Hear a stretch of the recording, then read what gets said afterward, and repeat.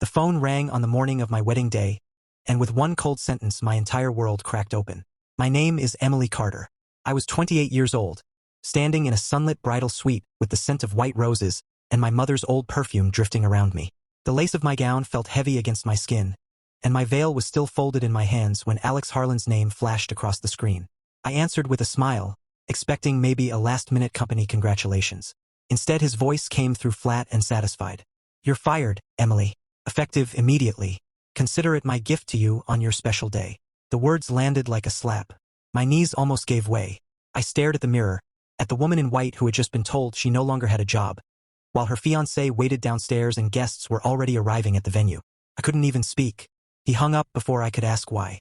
To understand how I got there, let me take you back to the life I thought was solid. For 6 years I had been Mr. Richard Harlan's executive assistant.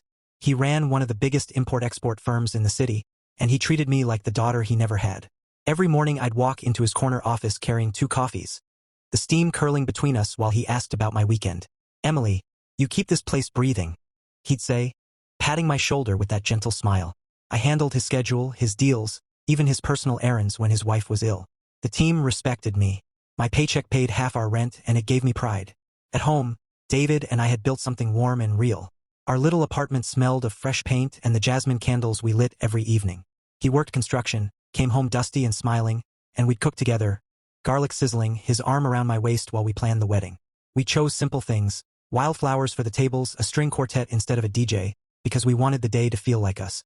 David would kiss my forehead and whisper, "Just you and me against the world, Em." Those nights were quiet and full of hope. But 2 weeks before the wedding, tiny cracks started to show. Alex, Mr. Harlan's only son and the company's vice president, began watching me differently. He'd linger by my desk, arms crossed, eyes narrowed. Once I overheard him on a call in the hallway. "She's too comfortable here. Someone needs to remind her she's replaceable." I told myself it was nothing, just the usual tension between a spoiled son and his father's favorite employee. I even laughed about it with David that night over leftover pasta. "Alex is just jealous I get more FaceTime with his dad than he does." We brushed it off. I ignored the chill that ran down my spine when Alex passed my desk the next day without a word. I had no idea the storm was already moving toward me. I stood frozen in that bridal suite for what felt like hours, though it was probably only minutes. My phone slipped from my fingers onto the carpet with a soft thud. The roses in the vase beside me looked suddenly too perfect, their petals mocking the tremor in my hands. My mother knocked gently and stepped inside, her eyes bright with excitement until she saw my face. "Emily? Honey, what's wrong?" I couldn't say it at first. The words stuck like broken glass in my throat. When I finally managed to whisper what Alex had said, her hand flew to her mouth. She pulled me into a hug that smelled of lavender soap and worry. "We'll figure this out," she kept repeating, even though we both knew the day was already unraveling. Downstairs, David was waiting in his charcoal suit, laughing with his brothers near the entrance to the garden venue. Guests were arriving in waves, cousins snapping photos, old friends hugging, the string quartet tuning their instruments under the white tent. I couldn't walk out there yet. Not like this. My mother stayed with me while I tried to breathe, while I tried to understand why Alex would do something so cruel on the one day that was supposed to be untouchable. The truth came in pieces over the next hour, pieced together from hushed phone calls and a single furious text from a coworker who'd seen it happen. Alex had called an emergency meeting that morning, without his father present. He'd announced that due to budget restructuring, my position was being eliminated, effective immediately. No severance discussion, no 2-week notice, just gone. And he'd made sure the email went out to the entire staff at 9:17 a.m., right when I was supposed to be slipping into my dress. But that wasn't the worst of it. One of the junior accountants slipped me a screenshot later that day. Alex had forwarded the termination email to David's work group chat, with a single line added at the top. "Thought you should know before the vows. Consider it my gift to you." He'd sent it to David. On our wedding day, my fiancé had received the news that I'd been fired while he was adjusting his tie in the groom's room. I found David outside on the stone path behind the venue, away from the crowd. He was staring at his phone like it had burned him. When he looked up, his eyes were red. Not from tears, but from the effort not to let them fall. "Em," I didn't know what to say. "I was going to tell you after the ceremony. I didn't want to ruin." "Ruin what?" My voice came out quieter than I expected. "The day? Or the marriage?" He stepped toward me, hands out like he could still fix this with touch. I was scared. Alex said if I said anything, he'd make sure the company blacklisted both of us. He said it was just business, that you'd find something else, that we didn't need his father's money anymore. I laughed then, A small, broken sound. His father's money? David, that job was mine. I earned every promotion. I stayed late when his mother was in the hospital. I remembered every client's birthday because Mr. Harlan asked me to. And his son thought he could erase 6 years because what? I was too good at my job? Because his father trusted me more than him. David looked down at the gravel. He's been jealous for years. You know that. He told me once, drunk at the Christmas party, that you were the daughter his dad always wanted. The words landed heavy between us. I felt the lace of my dress suddenly itch against my skin, the veil too tight around my temples. I wanted to scream, but the sound wouldn't come. Instead, I asked the only question that mattered in that moment. Did you defend me? He hesitated. Just a second. But it was enough. I told him it wasn't fair. But he said if I pushed back, the next contract my crew is bidding on would disappear. We need that job, Em. We just put the deposit down on the house. I turned away from him and looked out at the garden. The guests were milling around, champagne flutes catching the late morning light. My mother was talking to the wedding planner, stalling. The quartet had started playing something soft and hopeful. None of it felt like mine anymore. I didn't cry. Not then. I felt something colder settle inside me. Clear, sharp, final. I walked back inside, past the mirrors and the flowers, and picked up my phone. My fingers were steady when I dialed the one number I knew would answer. Mr. Harlan picked up on the second ring. Emily? His voice was warm, surprised. Shouldn't you be getting married right about now? I swallowed once. Sir, your son just fired me. This morning. He sent the email to the whole company. And to David. Silence stretched on the other end. When he spoke again, the warmth was gone, replaced by something low and dangerous. Where are you? At the venue. Still in my dress. Stay there. Don't move. I'm coming. He hung up. I sat on the edge of a velvet chair, hands folded in my lap, and waited. The ticking of the wall clock sounded louder than the music outside. Somewhere in the distance, someone laughed. Life was still moving for everyone else. But not for me. Not yet. Mr. Harlan arrived less than 40 minutes later. I heard the low rumble of his black SUV before I saw it pull up to the side entrance of the venue.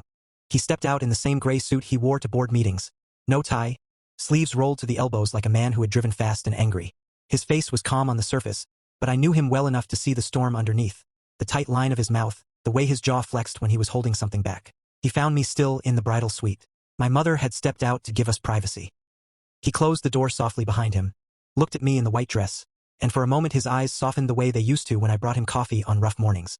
Emily, he said quietly, stand up. I did. My hands were clasped in front of me like I was still waiting for vows. He didn't hug me. He didn't apologize right away. Instead, he pulled a chair over, sat across from me, elbows on his knees, and looked me straight in the eye. Tell me exactly what happened. Every word. I told him. The phone call, the gift, the email, the screenshot David showed me later, the way Alex had looped in my fiancée to twist the knife deeper. When I finished, the room was so quiet I could hear the faint clink of glasses outside. Mr. Harlan exhaled slowly through his nose. Then he stood. I built that company from a single warehouse and a second-hand truck. I did it so my family would never have to scrape. I gave my son every advantage I never had. And this is how he repays trust.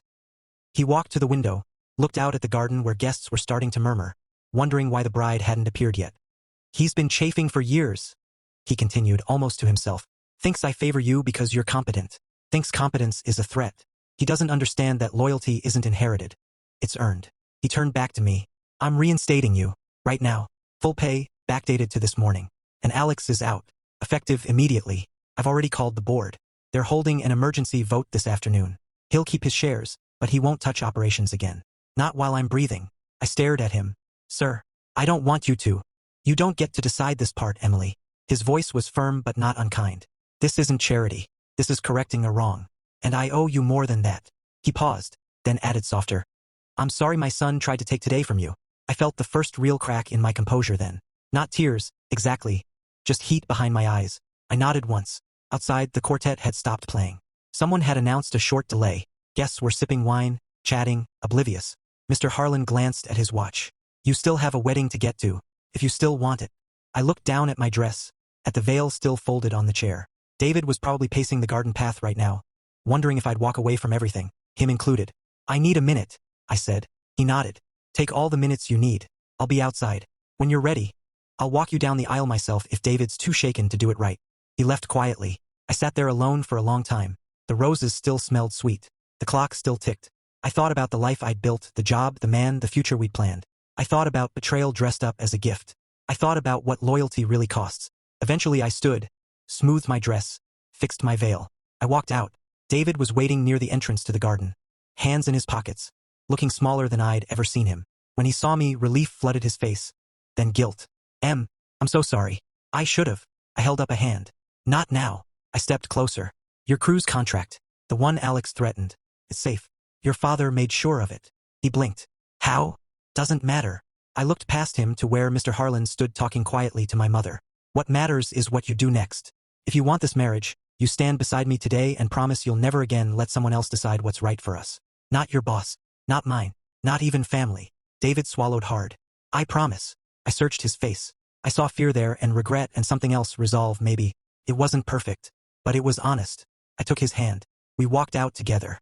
The guests stood when the music started again. Mr. Harlan walked behind us, a quiet guardian. My mother wiped her eyes. The string quartet played something gentle and unbroken. Later, at the reception, Mr. Harlan pulled me aside near the cake table. He pressed an envelope into my hand.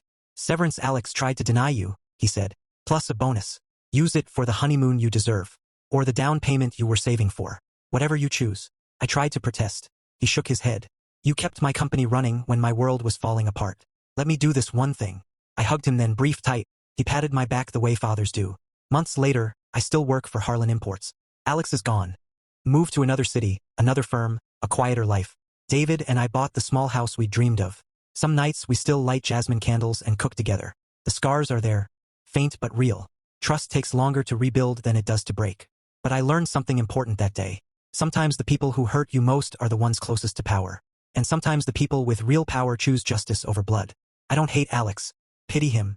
He thought firing me would make him feel big. All it did was show everyone exactly how small he really was. If you've ever had someone try to steal your moment of joy because they couldn't stand your light, know this. The truth has a way of walking into the room when you least expect it. And when it does, it doesn't whisper. Speaks clearly. Would you have walked down that aisle after everything? Or would you have chosen a different path? Tell me in the comments below. This is Broken Trust Stories. If a story like this ever touched your life, hit that like button, share it with someone who needs to hear it, and subscribe so you don't miss the next one. Because trust breaks fast. But healing? That's the part worth telling. Thank you for listening.